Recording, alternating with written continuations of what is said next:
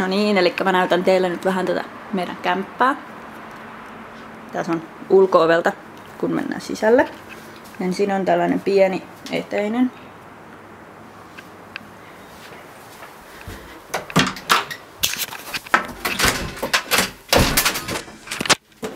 Sen jälkeen tulee isompi eteinen.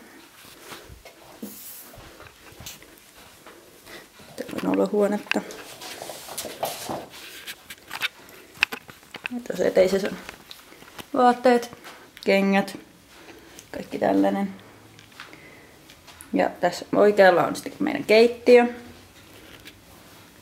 Tää on vähän jämerän mallinen.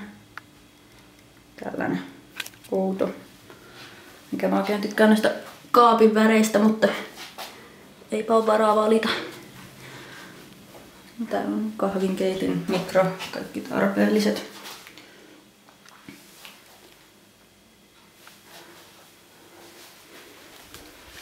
Kissan ruokakupit. Ja sitten tässä keittiön jälkeen on meidän kylpyhuone. On tällainen aika tavallinen.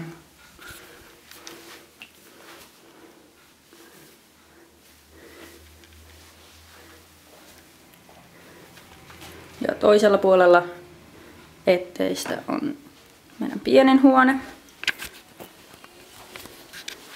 Tää on meidän kunnon datausluola. Täällä on molempien pöytäkoneet. Ja vähän lipastoa. Mun vaaterekki ja no, tässä on Teemun vaatekaapit. No, pari. Ja tästä mennään olohuoneen kautta makuuhuoneeseen. Täällä on meidän sänky. Yöpöytää.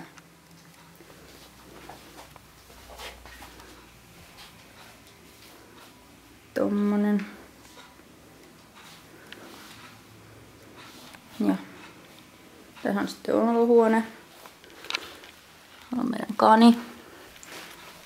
Tuossa arvossa mä pidän mun kirjoja, koska meillä ei ole mitään kirjahyllyä.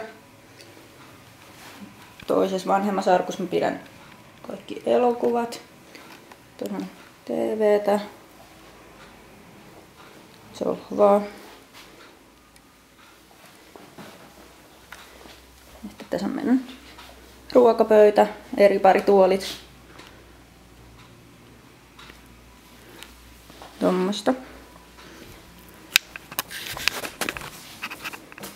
Sitten täällä on vielä meidän parveke.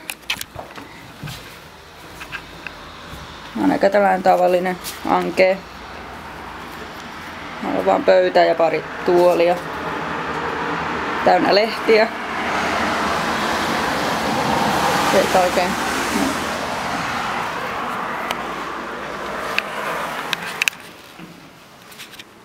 Eli tämmönen kämppä.